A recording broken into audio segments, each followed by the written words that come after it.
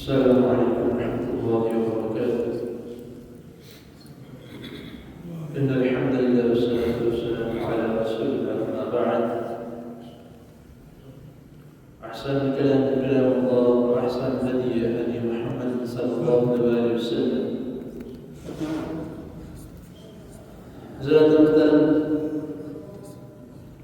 زکوٰۃ کے احکام و مسائل آپ کے سامنے اختصار کے ساتھ بیان کیے جا رہے ہیں۔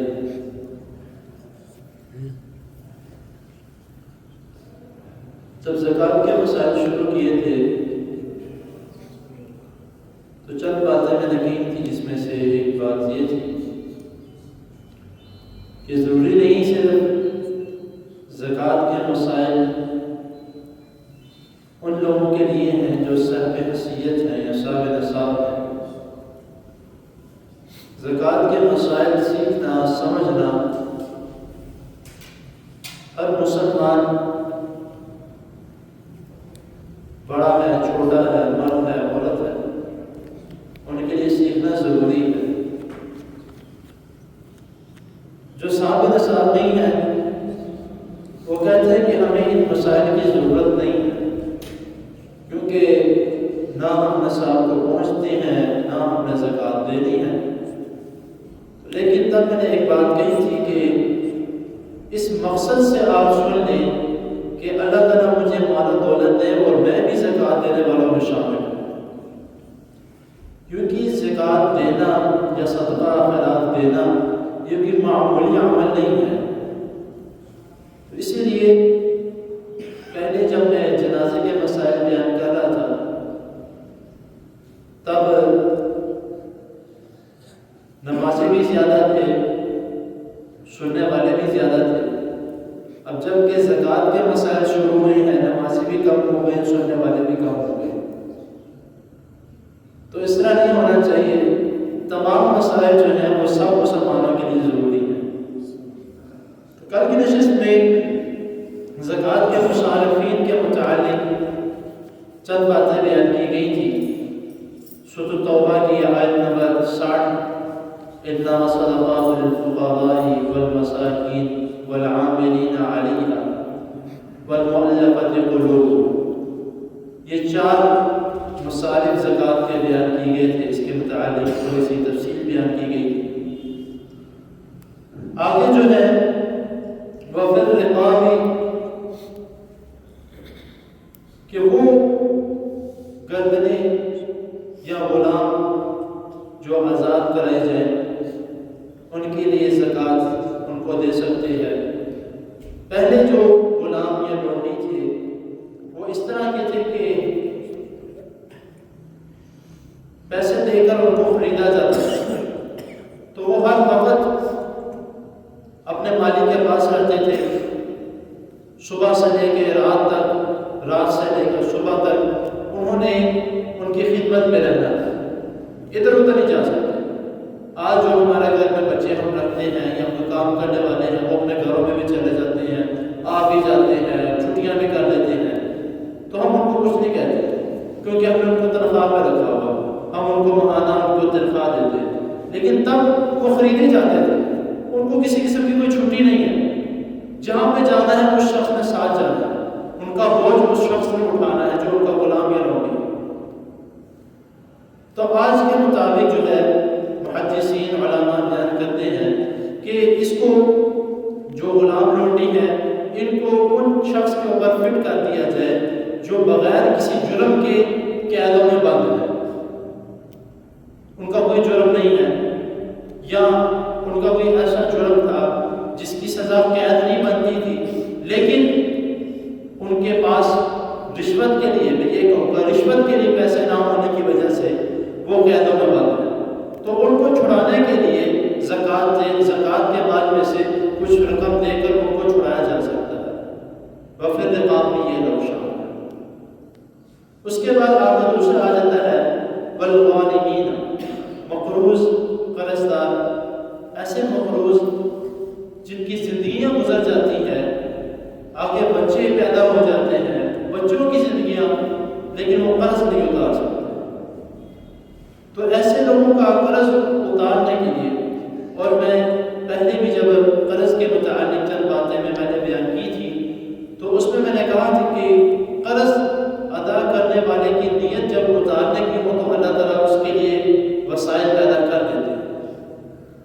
جب اس کی نیت نہ ہو پھر وہ بہانے کرتا ہے، کل دے دوں گا، اگلے ہفتے دے دوں گا، اگلے مہینے دے دوں گا، چند دن کی مہلت دو۔ لیکن جس کی نیت ہو، اس کے پاس ہونا ہو، اللہ تعالیٰ کہیں نہ کہیں سے وسائل پیدا کر دیتے ہیں، کیونکہ وہ رسول اللہ صلی اللہ علیہ وسلم جس دعا کے متعلق بتاتے ہیں کہ نبی کریم صلی اللہ علیہ وسلم نے سکھائی تھی، اللہم اکفینی بحلالک عن حرامک واغننی بفضلک عمن سواک۔ اس کے متعلق آتا ہے کہ نبی کریم صلی اللہ علیہ وسلم نے کہا تھا کہ اگر تمہارے اوپر قرض بہت پہاڑ کے برابر بھی ہوں گے تو اللہ تعالیٰ اتارنے کے کوئی وسائل پیدا کر رہے ہیں۔ تو یہ بھی اگر کوئی شخص ایسا ہے جس کے اوپر کافی زیادہ قرض ہے لیکن وہ اتار نہیں سکتا، ابھی کچھ دن پہلے کی بات ہے، ایک دوست ادھر نماز پڑھنے آیا تھا، جان پہچان والا ہی تھا، تو اس نے کہا کہ میں کافی زیادہ قرض میں ڈوب چکا ہوں، کئی مسائل پیدا ہوئے، کئی مشکلات آئی ہیں، تو مجھے کوئی دعا بتائیں یا کوئی ایسا ورد بتائیں جس کو میں کر کے میں قرضے سے بچ سکوں۔ تو میں نے اس کو یہ دعا بتائی اور جتنا میرے سے ہو سکتا تھا میں نے اس کی تھوڑی امداد بھی کر دی۔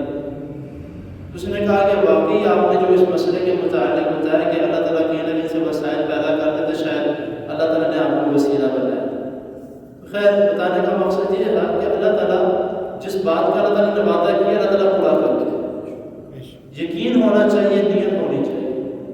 تو اس زکوٰۃ کا مال ان مقروض لوگوں کے لیے بھی استعمال کیا جا سکتا ہے جو قرض اتارنے کا نہ رکھتے ہو۔ نمبر 3،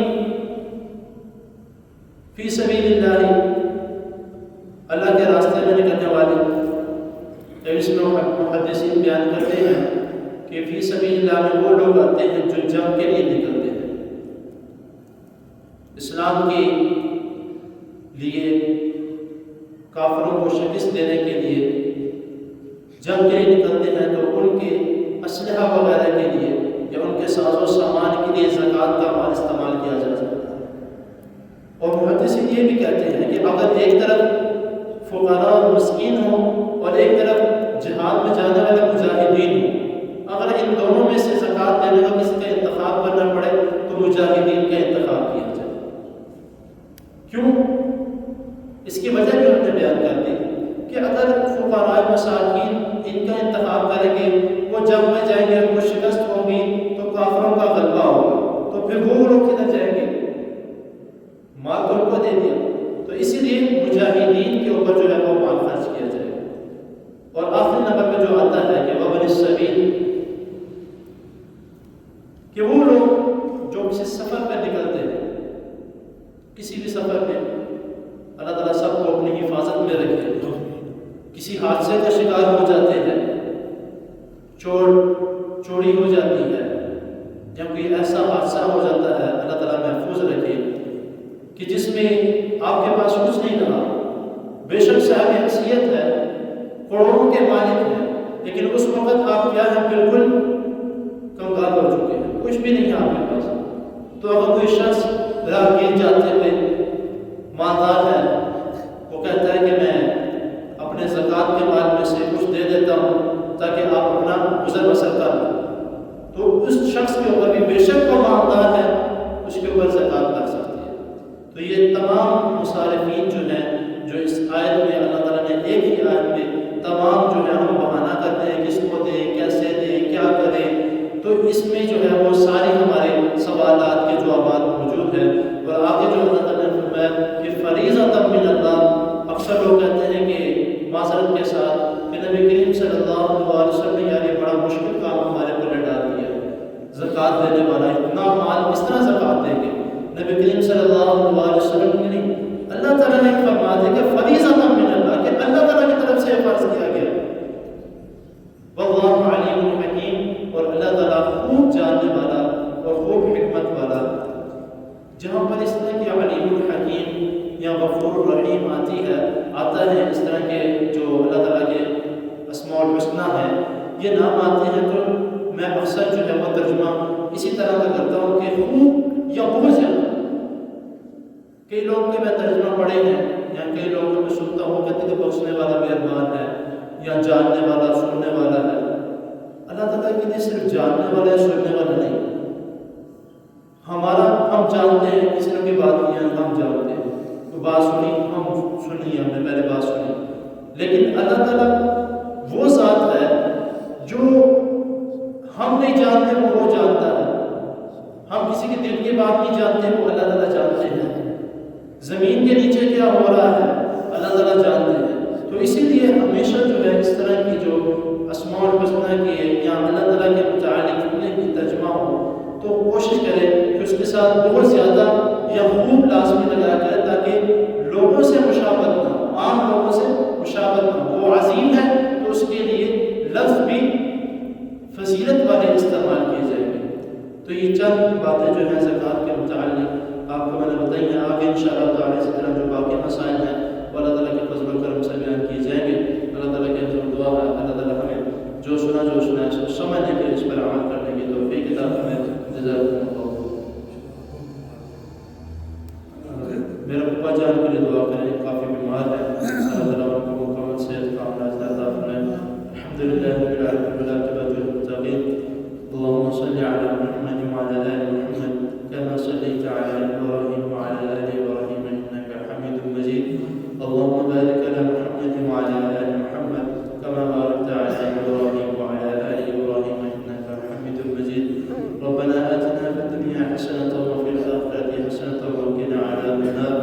ربنا ظلمنا أنفسنا وإن لم تغفر لنا وترحمنا لنكونن من الخاسرين۔ لا إله إلا أنت سبحانك إني كنت من الظالمين۔ اللهم اشف مرضنا ومرضى المسلمين، اللهم اشف مرضنا ومرضى المسلمين، اللهم اشف مرضنا ومرضى المسلمين۔ اذهب الباس رب الناس واشف أنت الشافي لا شفاء إلا شفاءك شفاء لا يغادر سقما۔ اللهم اشف مرضنا ومرضى المسلمين، يا شافي الإكرام اشف مرضنا ومرضى المسلمين۔ اللهم انصر الإسلام والمسلمين، اللهم أعز الإسلام والمسلمين، اللهم